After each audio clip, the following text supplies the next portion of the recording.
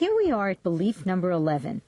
By now, you probably are aware of some real changes in your life, but the basic problem, lack of self-confidence and the need to be accepted by others, is not yet totally gone.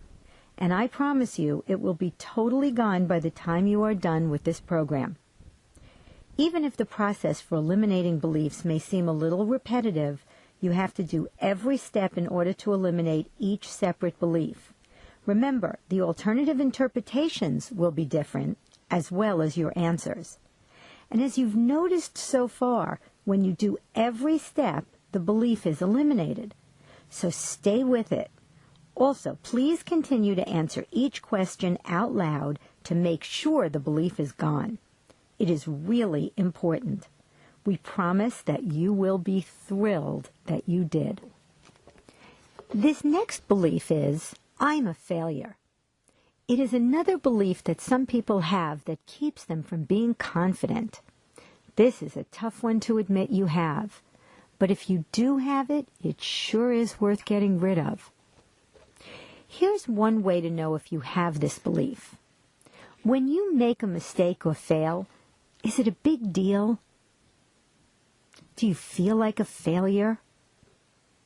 Do you feel like you can't live up to expectations, your own or others? Do you feel as if you just don't have what it takes and never will? Do you feel like you're less than others when you're around successful people? If you answered yes to any of these questions, it might well be due to this belief, I'm a failure. In any case, it's important to at least be open to the idea that you might have a belief like this, because if you have it, it's most likely holding you back in some areas of your life. It is one of the important beliefs causing your lack of self-confidence and your concern with the opinions of others. And when you get rid of it, I promise life will get better. Remember, you can hold a belief that intellectually you don't think is true about you. Today, as an adult, you might know that you're really not a failure. You might be thinking, of course I'm not a failure. Look what I've accomplished in my life. And it can really be embarrassing to admit that you have that belief. But just knowing you aren't a failure or not wanting to be a failure, that isn't enough to eliminate the belief. Unfortunately, the way to know if you have this belief is the same way to know if you have any belief. Say the words out loud and pause for a moment. If these words feel true, even a little bit, you have the belief. If it feels uncomfortable to say these words, or there's a hesitation, chances are you have the belief. Try it right now. Please say, I'm a failure, out loud, and then be still for a moment. Does it feel even the slightest bit true? Don't look in your mind. Look in your gut. How do those words feel? If the words resonate even a little bit, if the words feel the slightest bit true, you have the belief. You now know what it feels like to say these words when you have a belief. You'll say the same words out loud at the end of the process and will experience what the same words feel like when you no longer believe the statement. Okay then, let's start getting rid of I'm a failure. Based on our experience with thousands of clients, I can honestly say that many people who lack the self-confidence to do what they really want to do have this belief. When you find the source of this belief, you'll understand why so many people have it. But if you're absolutely certain that you don't have this belief, please click Next Belief and proceed to the next belief. Don't forget, though, that if you do have the belief, you could be missing out on the opportunity to get rid of it forever. And if you believe it, if it feels even a little bit true, and you don't get rid of it, your sense of self-confidence and your need to be accepted by others will be affected. My voice will stop now so you can write down this belief in the text box on your computer monitor. Click Continue when you're ready to continue with the process to eliminate the belief, I'm a failure.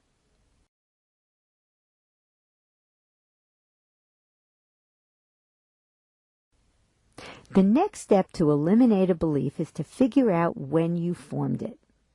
Most of our beliefs, certainly almost all of our self-esteem beliefs, were formed from events involving your parents that occurred when you were a very young child.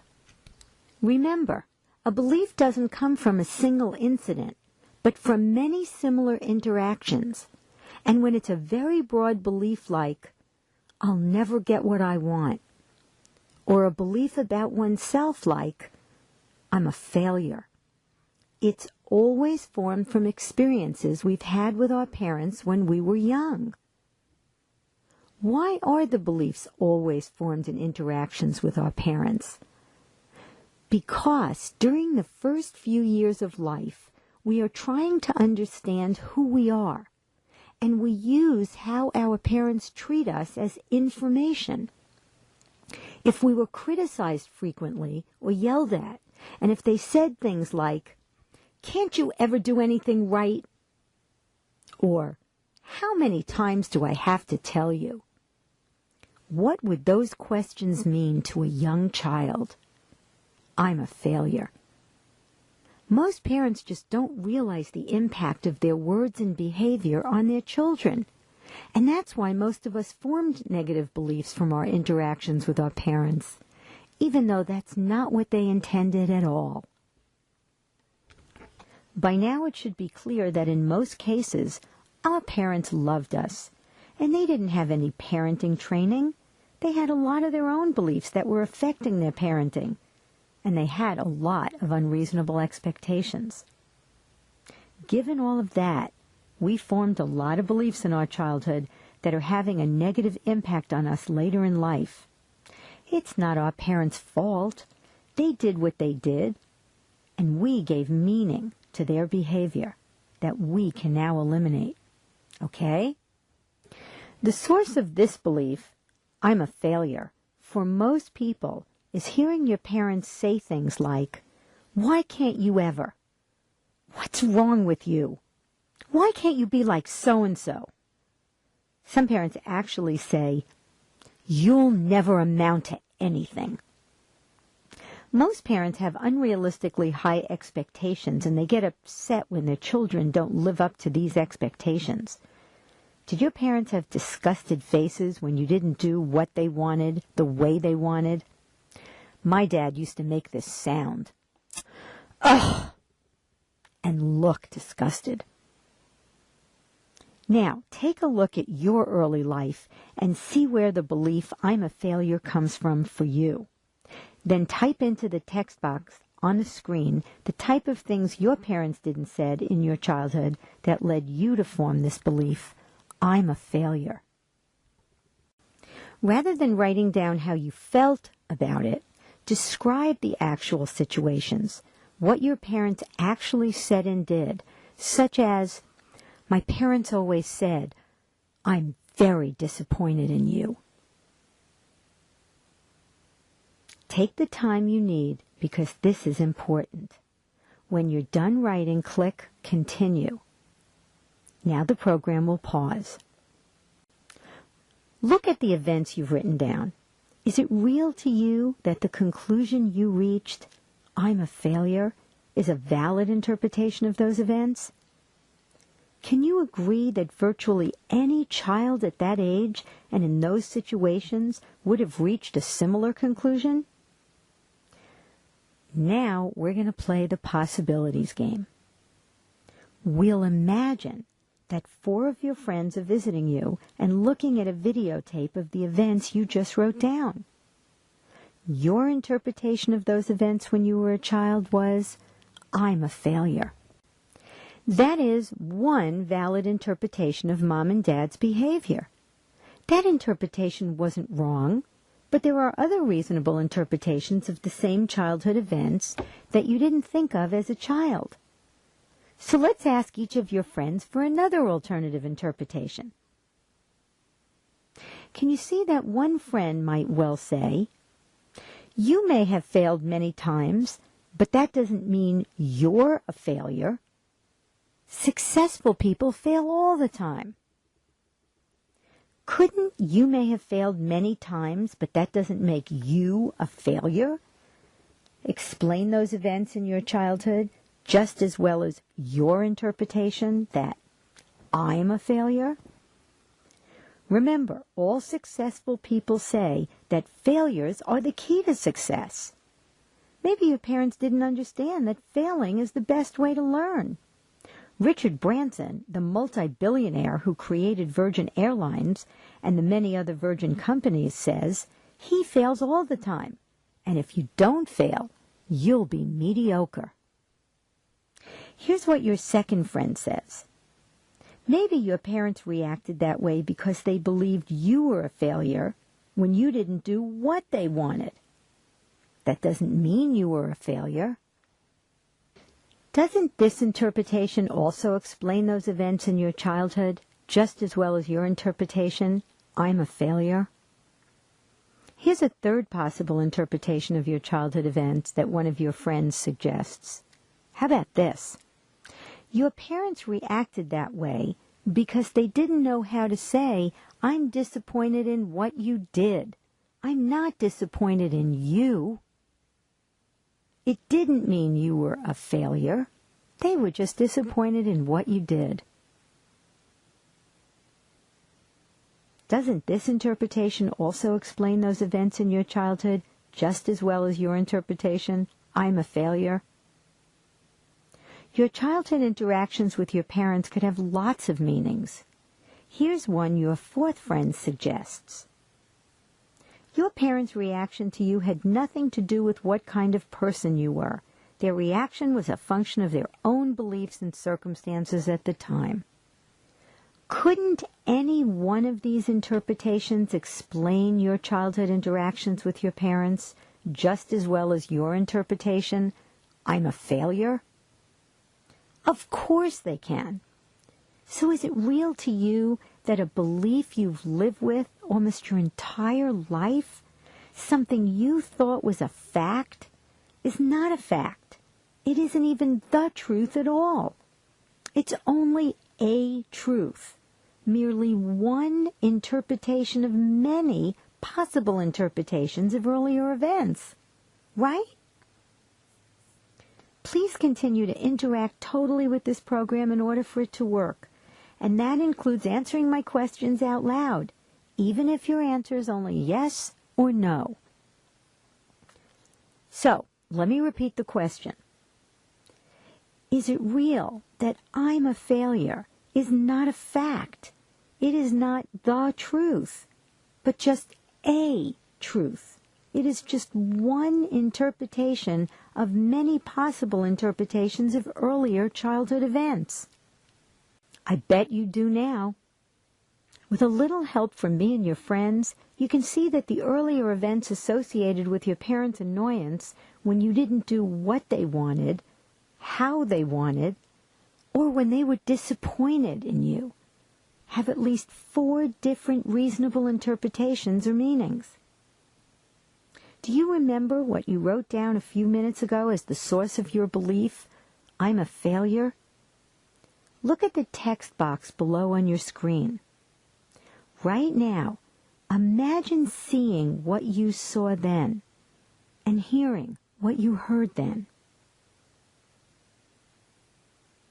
Now, take a few minutes and really imagine the events of your childhood that led you to form the belief, I'm a failure. Didn't it seem, when you were a child, as if you could actually see, I'm a failure? Like you could point to it in those early events with your parents. It did, didn't it? You may have the sense that you didn't see the belief. You felt it. Once you formed the belief, I'm a failure, you probably did feel it. I'll get back to that feeling in a moment. But what I'd like you to focus on now is not the feeling, but on my question.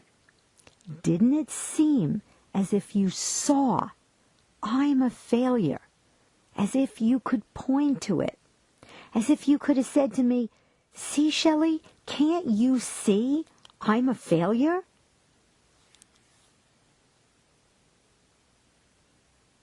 I didn't hear you. Did you say yes? Remember what I explained when you were eliminating the earlier beliefs? What happened was that you looked at events that could have had many different meanings and chose one, which any kid would have chosen, which in this case was, I'm a failure. By attributing that specific meaning to the events, each time you saw Mom and Dad's behavior, it was as if you could see that meaning in their behavior. But you didn't discover the meaning in the events. You attributed the meaning to the events. They had no meaning before you gave them one. Now that you think you saw I'm a failure as a child, I'd like you to look again. Did you ever really see I'm a failure? Could you really point to it? Does I'm a failure have a color, a shape, a location? Is it real to you now that you saw events, but you never saw I'm a failure? If anything you can really see can be described, and if you can't describe what I'm a failure looks like, is it clear now that you never really saw it? Since you never really saw I'm a failure, what did you actually see? Take a moment and actually answer out loud what you saw specifically. Is it clear now all you really saw was the reaction of one or both of your parents when you did something they weren't happy about, and you noticed you felt like a failure? In other words, all you really saw was a series of events. You see, what happened was that you looked at a series of events that can be interpreted in many ways. You gave the events one meaning, which was, I'm a failure. By attributing that specific meaning to the events, each time you saw Mom and Dad's behavior, it was as if you could see that meaning in their behavior. But you didn't discover the meaning in the events. You attributed that meaning to the events. They had no meaning before you gave them one. Is it real now that the events had no meaning until you attributed one to them? Here's another way to understand that events have no inherent meaning. When I'm saying that, I'm saying you don't know anything for sure about you, about people, or about life as a result of these experiences. What do I know for sure about you from knowing about how your parents treated you when you were a child? Is it clear that I wouldn't know anything? And if I don't know anything, you don't either. All you know for sure is what actually happened. Your mom and dad sounded annoyed or angry and perhaps punished you when you didn't do what they wanted you to do, when they wanted you to do it, and you felt like a failure. And finally, if you never saw I'm a failure out there in the world, where has it been all these years? Did I hear you say that I'm a failure has only ever existed in your mind? That you never did see it out there in the world? That's right. If the belief is more real to you as a feeling than as a concept, here's another way to look at it. Didn't it seem as if your parents' behavior and comments when you were a child made you feel that I'm a failure? It did, didn't it? But you just agreed that the events have no meaning. Is it possible for events that have no meaning to make you feel I'm a failure, or anything else for that matter? Of course not. Remember, if an event has no meaning, it can't make you feel anything. So if Mom and Dad's behavior couldn't have made you feel I'm a failure, what did make you feel that? By now, I think you know the answer to that question. Please answer out loud. That's right. You felt that only because that's the meaning you had already given to your parents' behavior. Let me help you make this real. Imagine that I had been there when you were a little child, and I had shown you the alternative interpretations for your parents' behavior. And after that conversation, you concluded, my parents are having unreasonable expectations of me. Their annoyance has nothing to do with whether I'm a failure or not. Here's what I'd like you to do now. Take a moment and really imagine being a child, and Mom and Dad get annoyed at you again for something you did or didn't do. As you imagine the events, apply this different interpretation to their behavior. Notice how it feels to be a child who's thinking, my parents have unreasonable expectations of me. That's why they get annoyed, not because I'm a failure. You can use the pause button below to pause the video while you make this childhood scenario more real for yourself. When you're done imagining, press the play button. As you imagine this scene, does it still feel like your parents' words and actions are making you feel, I'm a failure? Probably not. And if you didn't feel, I'm a failure then, would you feel it now? Again, the answer is no. So Mom and Dad's behavior never caused you to feel, I'm a failure. That feeling came from your interpretation of their behavior. And since your feelings were never caused by events in reality, they were only the result of the meaning you made up to explain the events, is it real that the feelings you had when your parents were annoyed or angry didn't tell you anything at all about whether or not you were a failure? They didn't, did they? Okay. Now take a deep breath. Let it out slowly. And then say out loud, I'm a failure.